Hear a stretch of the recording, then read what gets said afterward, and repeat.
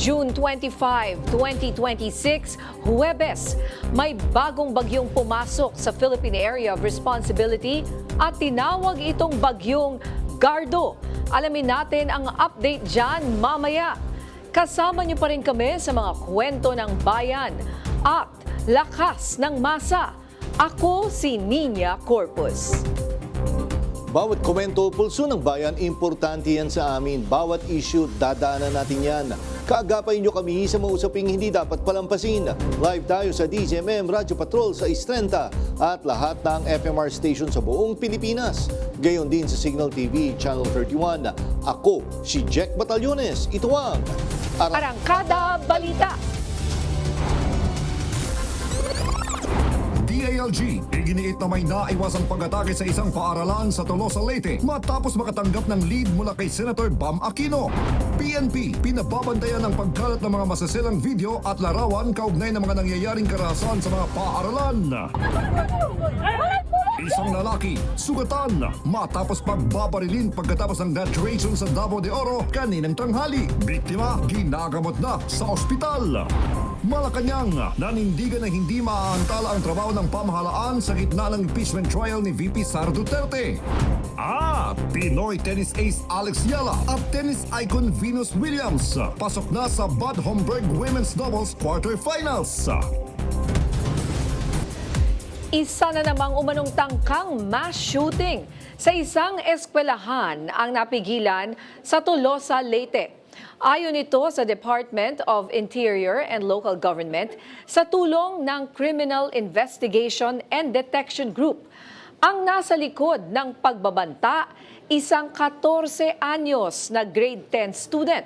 Yan ang umaarangkadang balita ni Justin Ignacio. Pinost niya sa Facebook to. Hello. Kinumpirma ni DILG Secretary John Vic Remulla na isang mass shooting sa Tolosa National High School sa Leyte ang tinangkang mangyari. At 8 o'clock last night, Senator Bam Aquino called me up and gave me a tip that there was chatter in Tacloban that there was an impending mass shooting that was about to occur. I immediately referred it to the CIDG, which did an investigation. Batay sa ulat ng CIDG, isang 14 years old na grade 10 student na babae ang pinaplano umanong mang-atake ng kapwa niya estudyante. Translation, pinost niya sa Facebook to. Hello, send this to your friends. Yo, from Tolosa, prepare yourselves, especially you, as you owe me. Get ready. I will disrupt the school. You won't know me, but you will recognize me. There's no time, no day. Be prepared for whoever gets shot or stabbed. We don't care. Good luck to you at Tolosa Leyte National High School. Ayon kay Remulla, agad namang pinuntahan ng CIDG ang nasabing grade 10 student. Napag-alaman na gumawa ito ng ilang account para ipakalat ang kanyang mensahe na siyang ikinaalarma ng mga estudyante at magulang. Burado na ngayon ang nasabing post matapos na makipag-ugnayan ng mga otoridad sa bata. Tumanggi ring magbigay ng impormasyon ang mga magulang nito. Ayon pa sa investigasyon, personal at problema sa pamilya ang tinitingnang motibo ng mga otoridad. Walang nakitang posibleng access ang bata o ang kanyang pamilya sa mga armas. Posibleng na-impluwensyahan lamang umano ang bata sa nangyaring mass shooting sa San Jose National High School sa Tacloban kamakailan. So again, there was no incident. Pero sinabi niya, nag-post na siya na may mangyayari. Nung nalaman namin, inaktuhan kagad namin. Ayon kay Remulla, dinala ang bata sa DSWD para interviewin pero kalaunay pinabalik na rin ito sa kanilang bahay dahil hindi raw ito pwedeng kasuhan. Ako, si Justin Ignacio ng PRTV News, nagseserbisyo para sa Pilipino. Inatasan ng Philippine National Police ang Anti-Cybercrime Group at iba pang ahensya na bantayan ang pagkalat online ng mga masaselang video at larawan kaugnay sa mga kamakailang insidente ng karahasan sa mga paaralan. Ipinag-utos ito ni PNP Chief General Jose Melencio Nartates Jr. sa gitna ng nagpapatuloy na investigasyon sa shooting incident sa Tacloban at stabbing incidents naman sa Cavite. Babala ni Nartates ang viral na pagkalat ng mga video at larawan na ito ay maaring magdulot ng pangmatagalang epekto sa mga biktima, magulang at kapwa estudyante. Nakikipag-ugnayan na rin aniya ang ACG sa mga social media platform para sa posibleng pag-alis o pagbubura ng mga content na ito online. Critical pa rin ang kalagayan ng dalawa sa mga biktima ng pamamaril sa Tacloban na kasalukuyang inoobserbahan sa intensive care unit. May umaarangkadang balita si Jay Barrion. Patuloy pa rin inobserbahan ngayon sa intensive care unit sa Eastern Visayas Medical Center ang dalawang estudyante na biktima ng marahas na pamamaril dito sa Tacloban City noong Lunes dahil sa tindi ng mga tinamo nilang sugat sa katawan. Sa eksklusibong panayam ng PRTV News kay Rowena Eracho, nanay ng grade 10 student na si Joan Viñas, nagtamo ito ng matinding sugat sa ulo. Samantala, ang grade 9 student na si Nathan Candelario ay nagtamo naman ng bala ng baril sa tiyan. Naghihinagpis ngayon ang mga magulang ng mga biktima dahil sa sobrang takot at pag-alala sa kalagayan ng kanilang mga anak dahil sa sinapit ng mga ito. Matinding trauma raw kasi ang dulot ng insidente sa mga biktima, ganun na rin sa kanila bilang mga magulang. Sa tindi ng emosyon ay nagpahayag ang mga ito ng galit at nananawagan ng hustisya sa mga sospek at kanilang mga magulang. Ang gusto ko lang mabigyan ng hustisya yung nangyari sa anak ko. Kailangan kung pwede lang makulong yan, pati yung magulang nila kung ano man. O pa matiya kondisyon. Ang ginkukunan sign nga doktor, nakuan man niya nga okay niya recovery. Hustisya gud la. Amo la kinanglan hustisya. At bisan na tanan nga biktima, amo tamaron hustisya.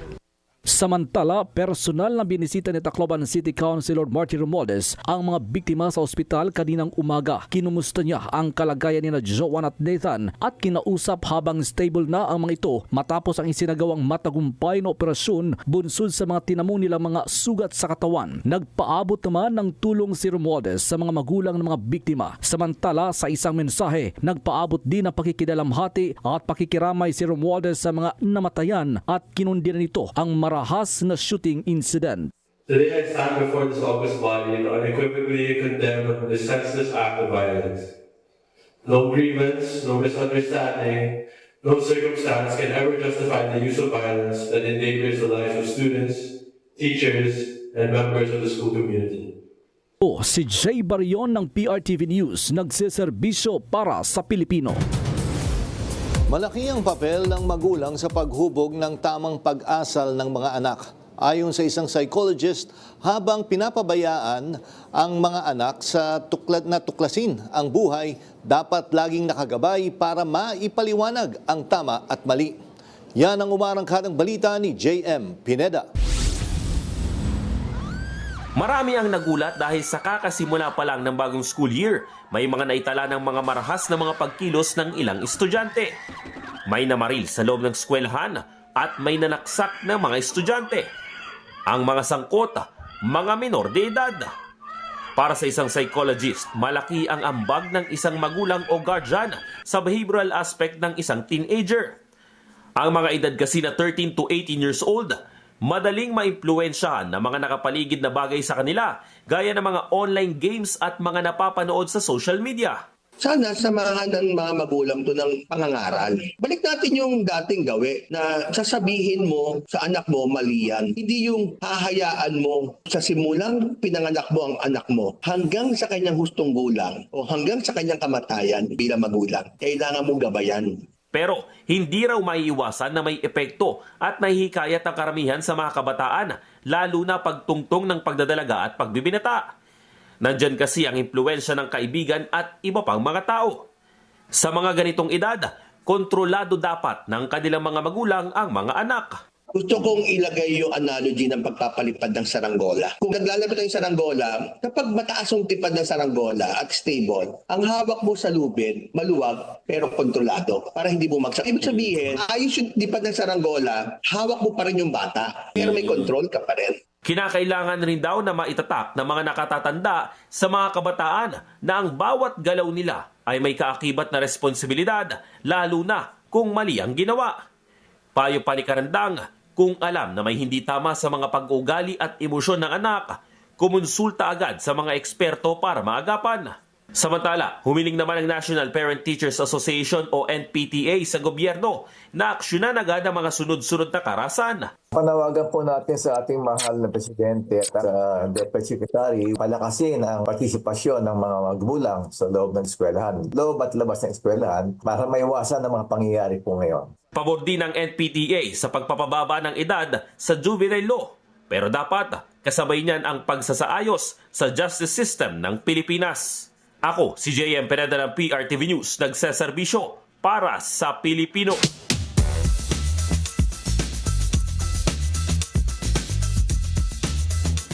Pansamantalang sinuspinde ng Cybercrime Investigation and Coordinating Center ang online game na Gore Box.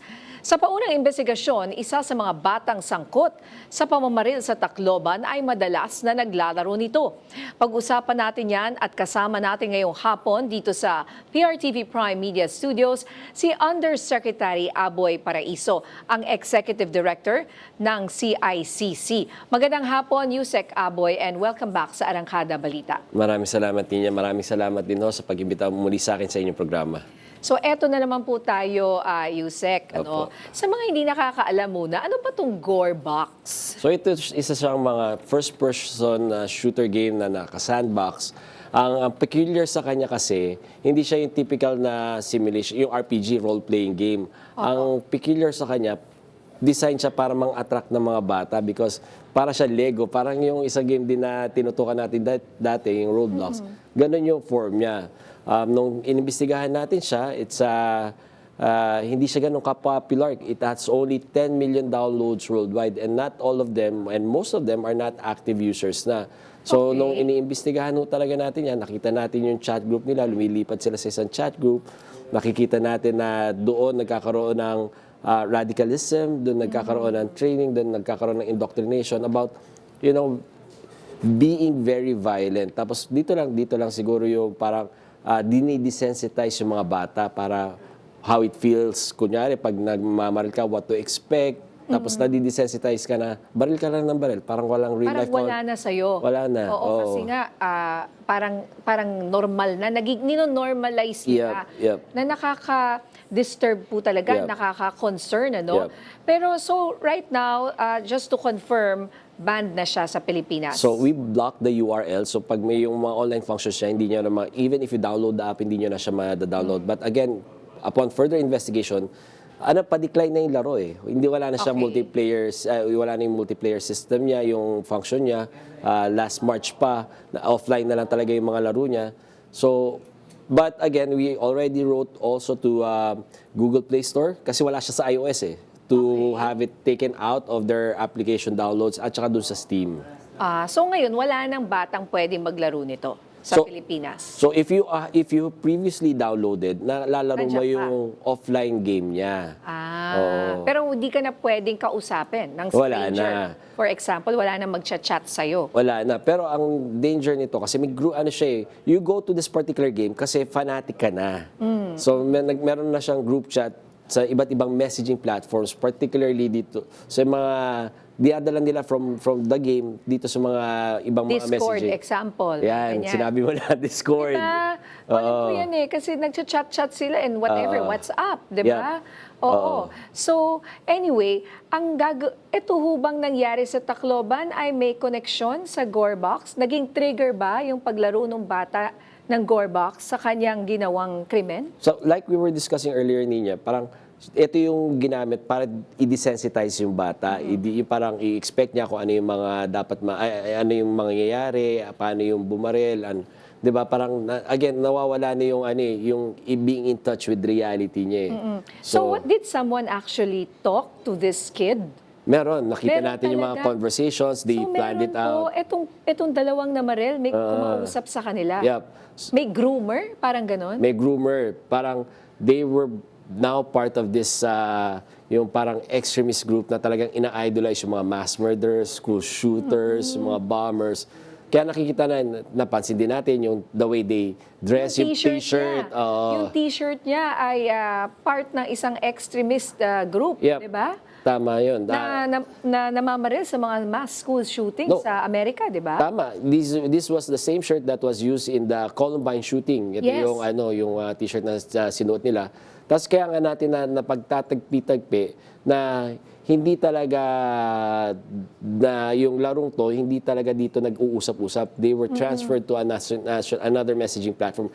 So kami sa CICC, we're trying to piece together. Tapos ang pinapalawak na namin yung dapat reach nito. Kasi dapat yung solusyon natin medyo complete. Kung sakaling, kung ang gagawin lang ho namin, ibaban lang ng ibaban yung mga laro, it's an incomplete solution eh. Kasi it's only a part. It's used to desensitize, it's used to simulate the game para lang masanay ka. And most of the games na nakikita natin, may ganong aspeto rin na medyo may pagka-violent. Pero ang kaibahan nito, walang age-appropriate content. Ibig sabihin, kahit bata, pwede maglaro nito. Walang age verification. Itong Gorebox na to? Itong Gorebox na to. So, just to confirm, Yusek, parang you're now telling me na yung isa or yung pareho? May kausap? Yung isa. Yung isa. Ay, Sino? yung pareho, may kausap sila. Yung parehong bata na namaril sa Tacloban, may kausap. And they're part of this group nga na pinag-uusapan natin. Okay, so pareho sila, hindi isa lang. Kasi yung isa sabi, isa yung 14 lang. Yeah. So both of them. Yeah, and kasi kanina magkausap kami ng PNP, ng NBI, we have to expand the scope of our investigations, lahat kami mga ahensya. Because again, we see the actors, pero sino yung nag-udyok, sino yung nag-train, sino yung nag-ano. Yes, oo. So, yung bang kausap nila abroad? Yun ang ano nun. So meron sila kasi mapapansin mo, they're kids, pero yung nakita nating mga conversations online, tsaka yung pinaki-share sa atin ng PNP, they were conversing in English, di ba? Parang hindi siya Tagalog lang. Tapos, pag sila yung nag-uusap, I think it's a local dialect, I think it's Bisaya, di ba? So, doon sila nag-uusap sila. Pero even the other conversations, yung sasabi na, wala kayong consequences. There are no consequences. You're just a kid. Di ba? Parang ganun eh. So, baka AI rin yan. Kasi, syempre, kung abroad, English lang yan eh. So, natatranslate sa kanilang salita. Dialect. It can be part of an AI. Kasi pwede rin na iba rin yung dialect, iba rin yung lingwahe ng mga kausap nila from other countries. Having the same ideals, kasi again, it's a fanatic, extremist terrorist group na kailangan natin pagtuunan ng pansin kasi hindi natin alam baka yung mga anak natin. We're thinking about one particular game. Yung extremist group na to can infiltrate other games as well. Yes. Yung parang yung pinag-uusapan natin dati, yung Roblox, di ba? Pwede. So, And other games. What other games are we looking at? so, nakikita natin yung ibang mga games na tinitingnan natin. Kasi kung titingnan natin at isusubaybayan natin lahat ng games, mauubuso kami because of the So, pinaprioritize namin based on the popularity tsaka yung number of downloads ng game. Kung gaano yung, ilan yung users nila. Ano yung mga pwedeng bantayan? At least aware magulang like yung Gorebox. Ako ngayon ko lang narinig yung Gorebox. Ay, magagalit sa akin anak ko, pero yung Grand Theft Auto, binabantayan namin, yung Call of Duty. So, again, available to sa lahat eh. Pero dapat age-appropriate yung content niya. Ibig sabihin, dapat yung mga mature lang mag-isip na those who can separate reality from games, yun pinapayagan maglaro. Yung mga binanggit natin laro, pag bumili ka sa game store, kasi yun yung may regulation eh. Hindi ka bebentahan pag bata ka eh. Oo. And Yusek, sabi mo kanina, yung pagbablock ng mga apps na to is just parang, kumbaga temporary, maybe a band-aid solution. Ano yung pwedeng gawin talaga natin bilang isang bansa para ma-address yung root cause ng problemang ito? So kami, on the technology side, yan pwede namin gawin yan. We can monitor, we can ban, pero it's a ban-aid solution. Kasi ibang aspeto niyan, yung social, yung family dynamics, yung mga magulang na dapat bantayan yung mga anak nila, hindi na nababantayan. Ginagawa ng yaya, yung mga gadgets natin, yung cellphone, yung tablets, ginagawa ng yaya para lang ma-appease yung mga anak nila. Private sector naman, dapat may self-regulation yan. Yung mga, like I said, itong mga messaging platforms na to, kailangan tingnan din natin. So, there needs to be policy changes, there needs to be new legislation. But I think overall, kailangan din ho ma-educate, ma-integrate. Kausap ko ang DepEd kanina, pinupose namin na i-integrate na sa curriculum natin at a very early age yung internet safety at saka yung proper use of the internet. And then, palakasin yung PTA para pati yung mga magulang maging aware do sa mga at saka maging mas involved do sa mga anak nila. Ayan. At magandang suggestion talaga na habang bata pa lang, internet safety is now very important. Yes po. Okay. So, my last question para po sa mga magulang na nanonood po ngayon, Yusek Aboy, na nag-aalala sa nilalaro ng kanilang mga anak. Ano ang pinaka-urgent na panawagan po ninyo o babala para po sa kanila? So unang-una, gabay, manmanan natin, tsaka subaybayan natin yung mga anak natin. Pag napapansin na natin na nag-iiba na yung ugali, nagiging temperamental, it's a sign na parang they're being influenced outside the scope of the school and outside the scope of the family. Second po, kailangan gabayan din natin yung paano sila gumagamit ng mga internet nila. Tingnan natin sino yung mga nakakausap nila, lalong-lalo na online. Kasi even the social structure is inside the internet na. Yung anak ko nga, kaklasin na nga lang niya eh. Pwede sila mag-usap sa school. Hindi, uuwi ng bahay para doon sila mag-usap ng mga klase nila eh. So it's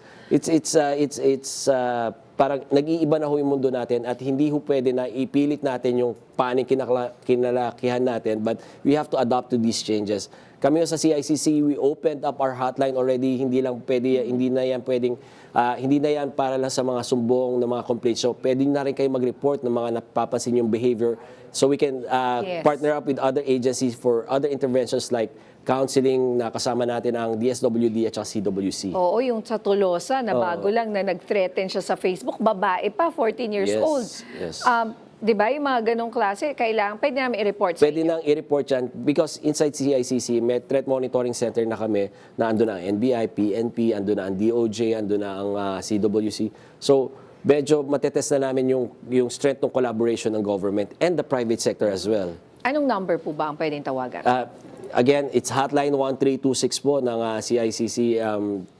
Hopefully ho, na pag may mga ganitong behaviors, again, we'd like to test the collaboration, the strength of the collaboration of government and the private sector para naman ho magkaroon ng mga early interventions para mapigilan natin itong mga ganitong pangyayari. Okay. Hotline 1326. Yes. Maraming salamat, Yusek Aboy, para isa sa inyong salamat panahon. din po. Thank you, Thank sir. you po.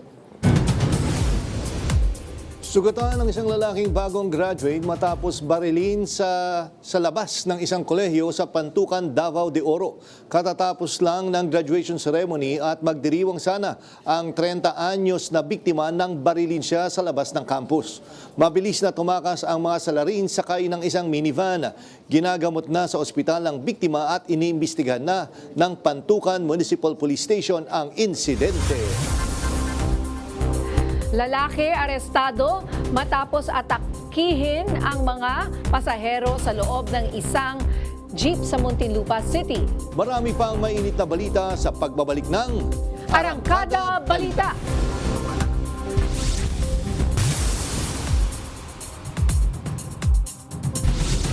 Mainit na pinag-uusapan ngayon ng edad ng criminal liability matapos ang magkakasunod na insidente ng karahasan sa mga paaralan na kinasasangkutan ng mga kabataan. Yan ang umarangkadang balita ni Christian Bascones. Hinihintay na lamang ni Pangulong Ferdinand Marcos Jr. ang aksyon ng Kongreso patungkol sa posibleng panukalang magbababa sa edad ng criminal responsibility. Ayon sa palasyo, handa ang Pangulo na masusing pag-aralan ito. Depende po ito sa magiging bersyon kung gagawa man at magbabalangkas ng panukalang batas. At ito iaarali ng Pangulo at para malaman natin kung ano ang nararapat para sa ating mga kabataan. Ipinahayag din ng Malacanang ang matinding pag-aalala ng Pangulo sa sunod-sunod na insidente ng karahasan na kinasasangkutan ng mga menor de edad, kabilang ang pamamaril sa Tacloban at iba pang naiulat na krimen sa mga paaralan. Ayon kay Castro, labis na nasaktan ng Pangulo nang mabalitaan ang nangyaring pamamaril sa Tacloban dahil mga kabataan ang nasangkot at naging biktima ng krimen. Nung nabalitaan nga po ng Pangulo ang nangyari sa Tacloban, ay heartbroken, masasabi natin, ang naramdaman ng Pangulo dahil mga bata ang lumalabas na kaya na gumawa ng krimen, kayang magplanong gumawa ng krimen, at mga inosenteng mga kabataan din ang nabibiktima. Mas maganda po ngayon na mapakita talaga natin kung paano ba natin inaalagaan ang ating mga kabataan at hindi po siguro nararapat na isantabi o hindi pansinin ang mga ganitong pangyayari.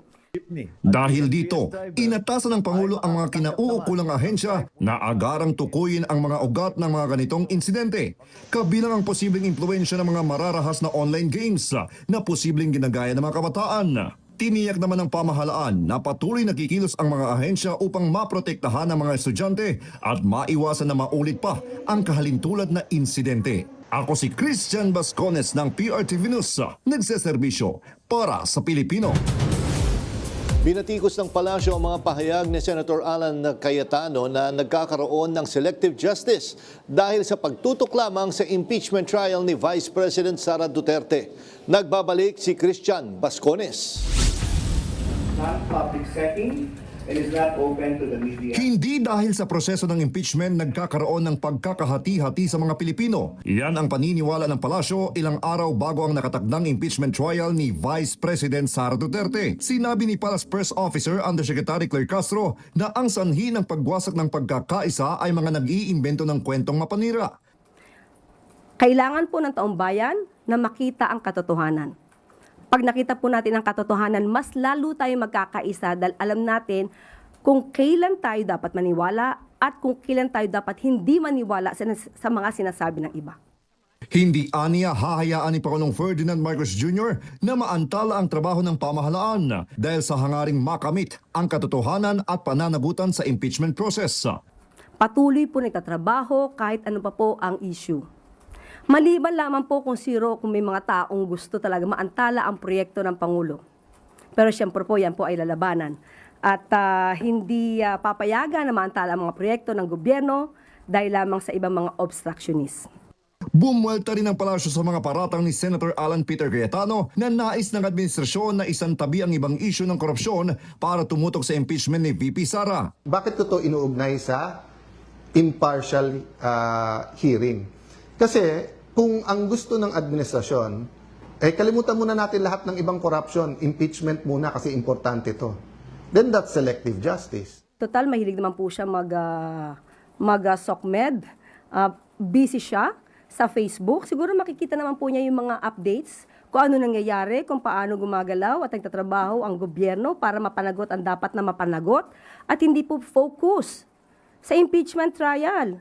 Sa totoo, pag nagmi-meeting po ang Pangulo with the Cabinet Secretaries, hindi po na pag-uusapan ng impeachment. So saan po kaya hinuhugot ng dating Senate President Alan Peter Cayetano ang kanyang mga kwento? Una nang sinabi ng palasyo na patuloy pa rin ang investigasyon at pagpapanagot sa mga sangkot sa anomalya sa flood control projects. Bagamat hindi pa nahuhuli si Zaldico na itinuturing na big fish sa iskandalong ito. Iginiit ng Malacanang na hindi lamang umiikot sa kanya ang investigasyon dahil maaaring marami pang ibang sangkot sa katiwalian ang hindi pa nahuhuli. Ako si Christian Bascones ng PRTV News, nagseserbisyo para sa Pilipino. Matapos ang 5 araw, tapos na ng prosecution at depensa ang pagmamarka ng nasa 8,000 exhibits kaugnay ng 4 na articles of impeachment ni VP Sara Duterte. Live mula sa Senado, may umaarangkadang balita si Angela Babad. Angela. Ninya, bagamat sarado nga sa media, ay mukhang nagsisimula na yung sinasabing termination of the pre-trial conference. Isang hudyat nga na tapos na ang nasabing prosesong ito doon nga sa kaso ng impeachment laban kay Vice President Sara Duterte. Kani-kanina lamang din ay kinumpirma na ang detalyeng ito ni Representative Zia Alonto Adyong. Ayon nga kay Senate Secretary at Clerk of Court Renato Bantog Jr., kasunod ng pre-trial conference ay ang pag-i-issue ng pre-trial order na posibleng mailabas sa Lunes o Martes. Pagkatapos nito ay bibigyan ng 3 araw ang parehong kampo ng prosekusyon at depensa na maghain ng kanilang komento. At doon naman sa usapin ng selyadong BIR box na naglalaman ng tax records ng mag-asawang Duterte Carpio, patuloy nating binabantayan kung yung update dito kung nakasama ba sa namarkahang exhibit dahil kanina ayon kay Representative Terry Ridon, kanilang hiniling na mamarkahan ito kung hindi man mabubuksan sa duration nga ng pre-trial conference. Bagamat walang klarong sagot si Senate Secretary kanina ay kanyang binanggit na posible pa rin namang maisalang ang kahon bilang ebidensya kung makakasama ito doon sa formal offer of evidence na isusumita ng parehong kampo sa mismong impeachment court at sa mismong impeachment trial.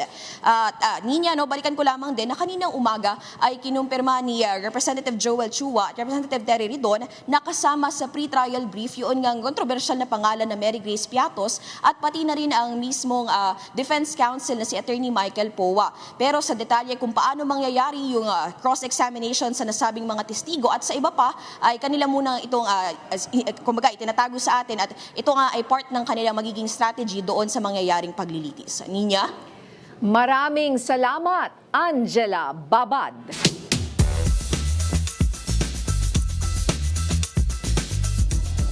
Himayin pa natin ang usapin sa pre-trial conference para sa impeachment ni Vice President Sara Duterte. Makausap natin ang spokesperson ng prosecution panel at Kabataan Party List, Representative Rene Co. Magandang gabi po at welcome back po dito sa Arangkada Balita, Congressman Co. Hello po, Jeg. Sir Jeg, maraming salamat po sa imbitasyon muli sa programa ninyo. Yes, Congressman Co. Unang-una, kamusta ho yung ikalimang araw ng pre-trial conference?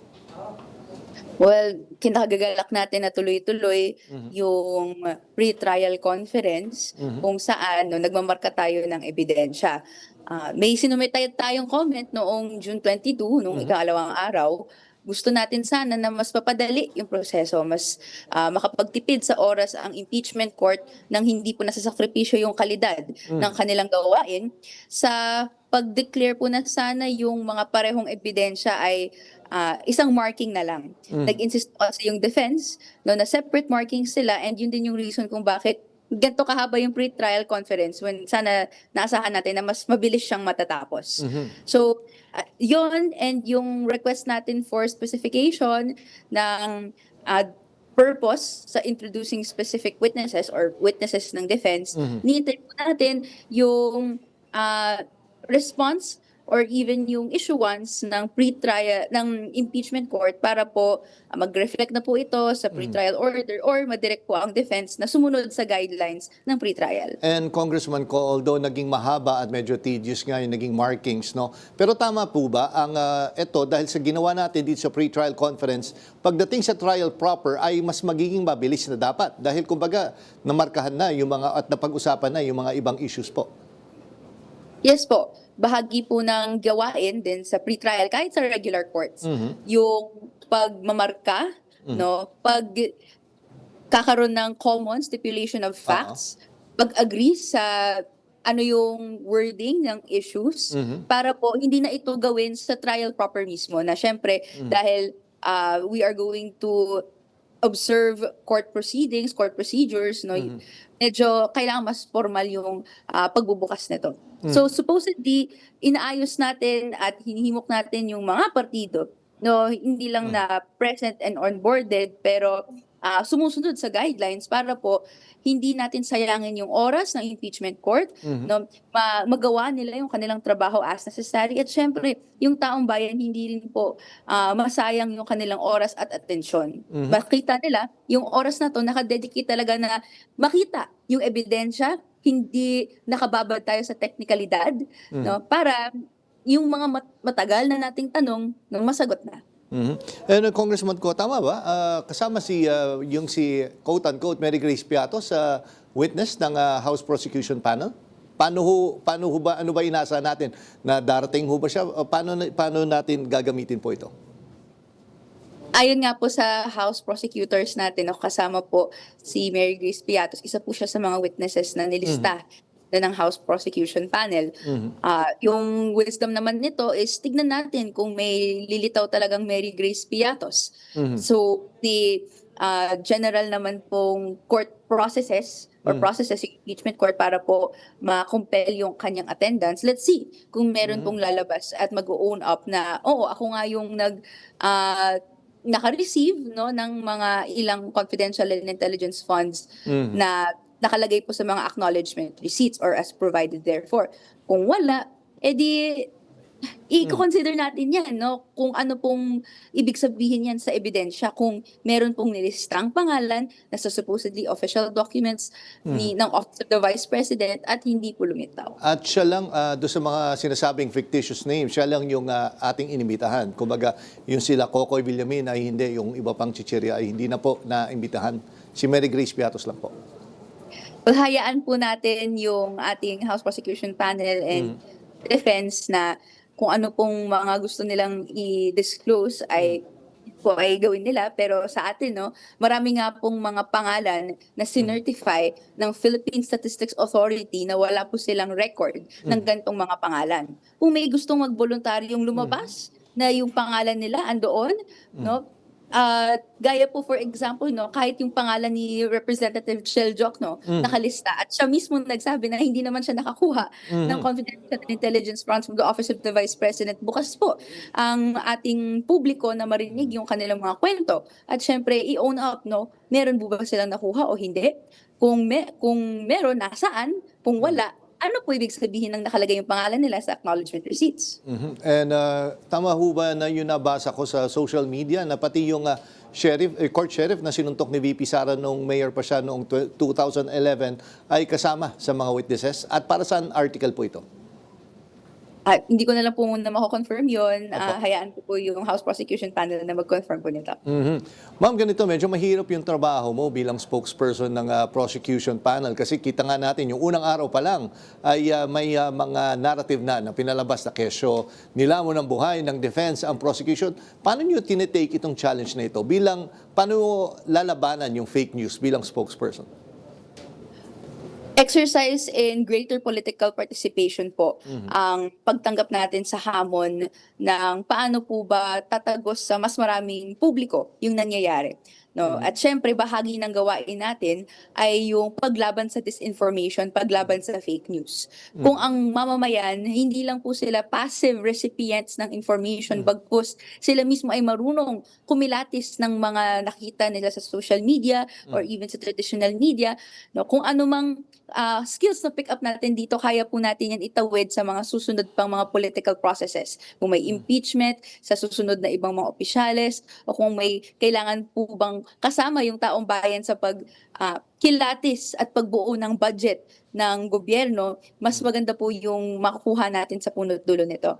Pero ngayon po, no, bilang isa po sa mga tagapagsalita, totoo nga po na araw-araw may bago na namang fake news na lumalabas at kailangan pong i-counter. Pero kailangan po itong gawin dahil ayaw na natin ng disinformation, ayaw na natin ng fake news na dumudumi sa mga proseso ng pananagutan na gusto natin, no, sa punot dulo, makamit natin yung accountability, makamit natin or makita natin yung katotohanan, no, dahil tinuloy-tuloy ito, hindi inantala, hindi iniwasan, hindi tinakas, pero bagkus tinapos. Okay, nako, maraming salamat po sa inyong oras na binigay dito sa Arangkada Balita, Congressman Rene Co. Ingat po kayo, ma'am. Maraming salamat po. Ingat po. Mabuhay. Sinampahan ng panibagong cyber libel complaint ni dating Senator Antonio Trillanes ang mga nagpakilalang dating mga bodyguard ni former Congressman Zaldico. Sa pagkakataong ito, dawit sa reklamo sina Senators Alan Peter Cayetano at Rodante Marcoleta. Yan ang umarangkadang balita ni Mari Ocampo. Inihain sa Department of Justice ni dating Senador Antonio Trillanes IV ang kanyang ikatlong cyber libel complaint laban sa 18 dating bodyguards ni Zaldico, pati na rin sina Senators Alan Peter Cayetano at Rodante Marcoleta. Ngunit ito rin patungo na Sabi ni Trillanes, siniraan siya sa pamamagitan ng mga pahayag na ginawa sa June 4 Blue Ribbon hearing at sa online livestream nito. Ayon sa reklamo, maling iniuugnay siya sa pagbibigay ng milyon-milyong piso sa ICC investigators at sa umano'y pagbabayad sa mga testigo laban kay dating Pangulong Rodrigo Duterte. Giit niya, walang katotohanan ang mga alegasyon dahil may sariling budget ang Office of the Prosecutor para sa mga investigasyon na ito. Giit niya, hindi rin maaaring ituring na opisyal na Senate proceeding ang naturang Blue Ribbon hearing. Tinawag niya ang pagdinig bilang isang planadong hakbang para sirain ang kanyang reputasyon. The day before that, napalitan na si Cayetano. Napalitan na rin si Marcoleta bilang Blue Ribbon Committee hearing, and yet pinursu nila yon. So niwala ngang Blue Ribbon Committee staff nung mga panahon na yon. So maliwanag yon na wala silang cover ng Blue Ribbon Committee. Hindi aniya maaaring gamitin ng mga respondent ang legislative privilege bilang depensa laban sa reklamong cyber libel. Ani Trillanes, maraming inconsistency ang mga salaysay ng 18 ex-bodyguard sa kanilang mga affidavit at mga panayam sa media. Muli, inulit nila yung mga kasinungalingan na sinabi nila na nagbigay sila ng mali-maliatang pera sa akin para doon sa ICC. Hindi po totoo yun, kaya bawat salita, bawat okasyon na sasabihin nila yung kasinungalingan na yon, magfa-file po ako ng kaso sa kanila. Marso nang inihain ni Trillanes ang dalawang naunang mga reklamo laban sa mga dating bodyguard. Kasama sa mga naunang reklamo ang abogado nilang si Attorney Levi Baligod at dating anak kalusugan Congressman Mike Defensor. Wala pang reaksyon ng kampo ng mga senador at iba pang sinampahan ng reklamo ni Trillanes. Ako, si Mario Ocampo ng PRTV News, nagseserbisyo para sa Pilipino. Ibinasura ng Sandigan Bayan 5th Division ang mosyon ni Senator Jinggoy Estrada na pagsamahin ang kanyang mga kasong plunder at 2 count ng graft case na nakabinbin sa 2nd Division. Ayon kay Estrada, ang 3 kaso ay nag-ugat sa iisang investigasyon ng NBI, DOJ Task Force at Office of the Ombudsman at nagbunga ng pare-parehong ebidensya at issue. Ngunit ayon sa Anti-Graft Court, magkakaiba ang aktwal na transaksyon sa mga kaso. Sakop ng plunder case ang transaksyon sa NCR at Oriental Mindoro, habang ang unang counts ng graft sa 5th Division ay may hiwalay na saklaw, habang ang ikalawa sa ilalim ng 2nd Division ay nakafocus sa Bulacan Flood Control Projects. Bukas, isasampa ang kasong qualified human trafficking sa pamilya Defensor ni dating Congressman Mike Defensor tungkol sa iligal na pagpapatakbo ng ni-raid na KTV bar at hotel, pati na rin ang iba pang mga establishment. May umaarangkadang balita si JM Pineda. Papasok po yun sa trafficking pa rin, pero kumpiyansa si NBI Director Attorney Melvin Matibag na mabigat ang mga ebidensya at impormasyon na nakalap nila na may koneksyon sa ni-raid nilang KTV bar at hotel si former Congressman Mike Defensor. Batay kasi sa organizational structure, kontrolado ng pamilyang Defensor ang kumpanyang Cliff Point Development Corporation na may hawak sa gusaling pinagtatayuan ng KTV bar at ng hotel. May 2 paraan ng kontrol at parehong nasa kamay ng pamilyang Defensor yan. Yung una po, makikita nyo pagmamayari, 72.96% ng Click Point ay hawak ng Pax Libera Mining. Ito ang controlling shareholder. At ang Pax Libera naman ay 75.54% kontrolado ng mga Defensor. Kung saan si Mike ang may-ari ng 65%. Kaya hindi kahit hindi direkta ang pamilya nasa likod ng pinakamalaking bahagi ng Cliff Point. Chairman rin ng board ng Cliff Point, si Defensor, habang ang asawa naman ito ang presidente at ang kanyang anak na abogado, ang corporate secretary. Napag-alaman rin ng NBI na noong 2023 ay halos lahat ng porsyento ng Cliff Point ay nakapangalan kay Mike Defensor. Pero pagdating ng 2024 hanggang 2025 ay bumaba umano ito ng higit 2% at idinaan sa Pax Libera Mining na pagmamay-ari rin ng mga Defensor. Lumalabas rin sa mga dokumento na chairman at presidente ang asawa ng dating mambabatas sa Blue Hotel kung saan nangyayari ang operasyon ng human trafficking. Bilang mag-asawa sa Family Code, pasok sa conjugal property ang kumpanya. Patunay umano na hawak ng pamilya nila ang operasyon nito. Kaya pang pinagsama ang kanilang pagmamayari at ang kanilang mga posisyon, ang mag-asawa ang may kontrol sa buong operasyon, mula sa holding company sa itaas hanggang sa actual venue kung saan nagaganap ang krimen. Ito po, may sinasabi kahapon si Ginoong Mike Defensor, may senador, may congressman, kung sino-sino binabanggit na may-ari. Pero ito po, dokumento ang nagsasalita. Positibo naman na nagkaroon talaga ng human trafficking activities sa loob at magkadugtong din ang dalawang establishmento kung saan ito ang disenyo para sa iligal na operasyon. Ang pinag-uusapan po natin, mga pinalitan na hindi angkop doon sa disenyo, ay yung sa loob. At nakita naman natin talaga na mayroong nakatagong hagdanan, nakatagong pintuan, yung supposed to be na design na hindi naman daanan ng sasakyan, nilagay nilang daanan ng sasakyan, to make it convenient to cater to the customers ng KTV po na kanilang ginagamit. Inaasahan naman na bukas isasampa ang kasong qualified human trafficking laban sa mga defensor at ilan pang mga opisyal ng kumpanya na nakalagay sa dokumento. Ako, si JM Pineda na PRTV News, nagseserbisyo para sa Pilipino. Inirekomenda ng Department of Justice sa Bureau of Internal Revenue ang pagsasampa ng 44 na criminal tax case laban sa Bulacan Group of Contractors or BGC Boys. Ayon sa BIR, umabot sa 1.68 billion pesos ang pinagsamang tax liabilities ng BGC Boys, gaya ni na Henry Alcantara, Bryce Hernandez at JP Mendoza. Naharap na ang mga ito sa tax evasion case matapos matuklasang ng ahensya na hindi tumutugma ang kanilang kinikita sa kanilang lifestyle. Ihahain ang kaso sa Court of Tax Appeals. Kasalukuyang nakadetain sa New Quezon City Jail sina Hernandez at Mendoza habang nasa Witness Protection Program si Alcantara. Patay ang isang teenager matapos nasaksakin sa kasagsagan ng Regada Festival sa Cavite City. Nabatid na umawat lang ang biktima sa nangyaring gulo. Yan ang umaarangkadang balita ni Lestor Aler. Nauwi sa malagim na insidente ang sanay masayang pagdiriwang ng Regada Festival sa Cavite City. Sa cellphone video na ito, kitang karga ng isang lalaki ang dugo ang katawan ng isa pang lalaki. Napag-alamang siya na pala ang 17 anyos na lalaki na namatay matapos nasaksakin sa leeg pasado 1:00 ng hapon kahapon. Lumalabas sa investigasyon ng pulis na umawat lang ang biktima sa nangyaring rambol na nagugat sa simpleng sagian. Actually, ang kasuntukan talaga nitong isa sa ating mga suspect, itong tiyuhin itong victim. Nung habang ongoing yung nagkarambulan na kasi, umawat itong victim.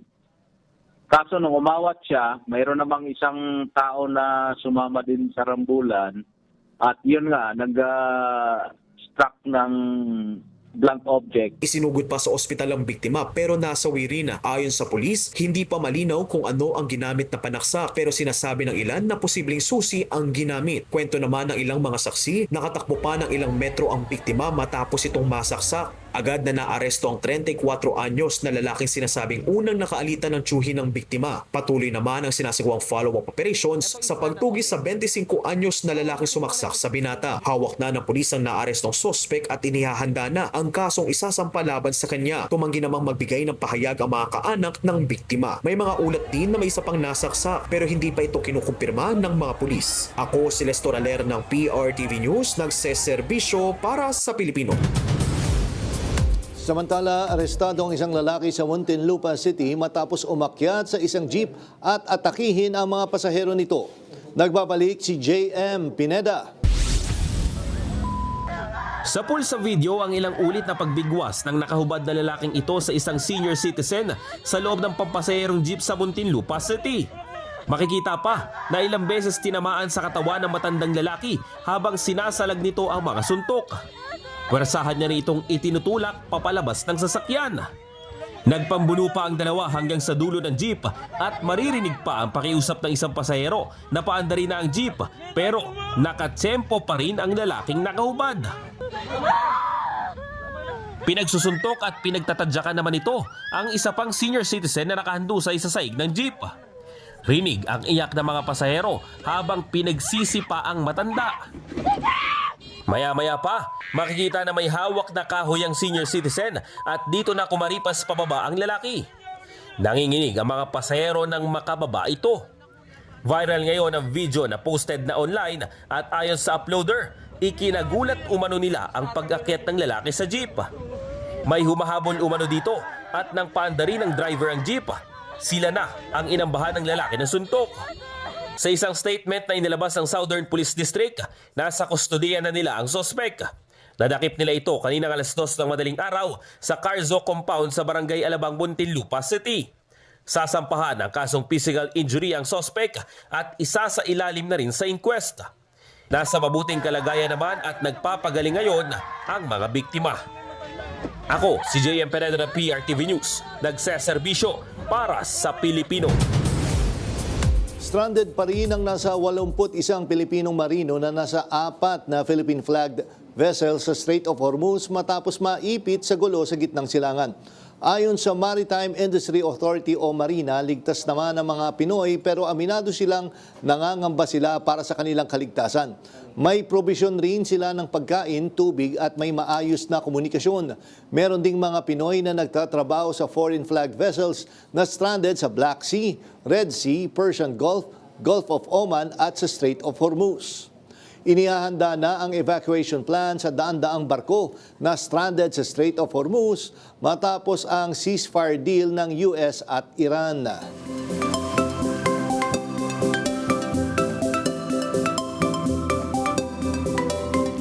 Nakapasok na sa loob ng Philippine Area of Responsibility ang panibagong bagyo na pinangalan ng Gardo ayon sa Pag-asa. Huling namataan ang sentro sa layong 1,400 kilometers silangan ng extreme northern Luzon. May lakas ito na 85 kilometers per hour malapit sa sentro at pagbugsong aabot sa hanggang 105 kilometers per hour. Kikilos ito pahilagang kanluran sa bilis na 45 kilometers per hour. Dahil malayo ito sa kalupaan, hindi ito inaasahang makakaapekto sa lagay ng panahon. Lalabas din ang PAR ang bagyo bukas ng umaga o hapon.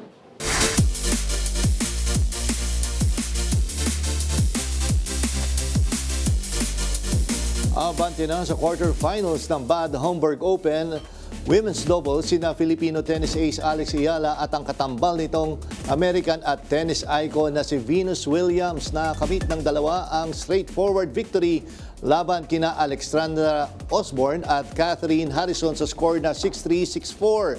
Sunod naman mga katapat ng winning pair sa quarterfinals sina Teresa Mihalikova mula sa Slovakia at Olivia Nichols ng United Kingdom. Yan, good luck kay Alex at kay Venus. Nakatambal niya. At yan ang mga umarangkadang balita ngayong araw. Ako si Nina Corpus. At ako naman si Jack Batallones para hindi mauli sa usapan. Kapit lang hanggang sa susunod na Arangkada Balita.